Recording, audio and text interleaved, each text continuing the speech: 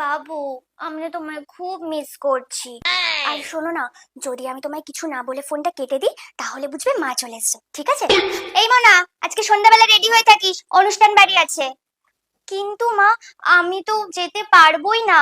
আমার তো সামনে বড় এক্সাম আছে, আমাকে পড়তে বসতে হবে। আমি যেতে পারবো না। ও, তাহলে তো যেতে হবে না। তুই কিন্তু মন দিয়ে পড়াশোনা করিস, ঠিক আছে? বাবু, আজকে না আমি তোমার সাথে সারা রাত অনেক গল্প করব, ঠিক আছে?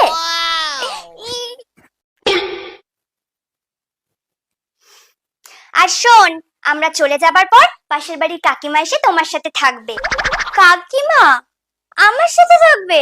ঠিক আছে, তোমার একা থাকা চলবে না। উম, আমার আজকে আর তোমার সাথে কথা বলা হবে না।